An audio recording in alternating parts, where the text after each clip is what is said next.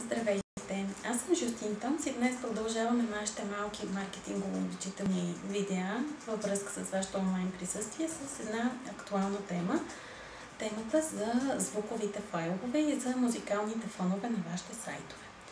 Сега ми се ще малко да ви попея Тралалали, Нека да вали, например, и някаква друга песничка, но тъй като не мога много да пея, ще пропусна, но всъщност искам да ви кажа, че не е много хитро да сложим звуков файл на нашия уебсайт в днешно време. Има няколко главни причини за това. На първо място, ако сложите звуков файл, не знаете кога човек ще отвори сайта. Може той да е в леглото си и хората около него да спят и някакъв страшен звук, който започва изведнъж да се чува от вашия сайт, колкото и да е приятен, да стресне и събуди много хора.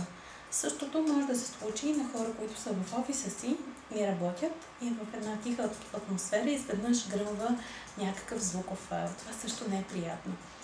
От друга страна си представете, че човек, докато се разхожда из сайтовете, си слуша музика.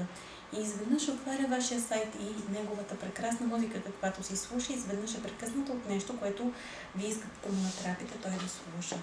Още повече, че звуковите файлове всъщност имат авторски права, което не бива да се забравя в днешно време и трябва да платите за тях, ако искате да сложите музикален фон. И още един последен аргумент за това да не сложите музикален фон на вашия уебсайт е защото просто не знаете какво ще харесат всъщност вашите посетители. Ако сте сигурни, че те харесват класическа музика, а вие сте хотел, тогава сложете си подобна. Но всъщност те може да харесват доста по-различна музика и да не нацелите техния вкус. Така че наистина по-добре без музикален фон, отколкото с такъв, който да ни създава хиляди проблеми. Благодаря за вниманието. Ако искате сайт, знаете къде сме. www.abcbg.com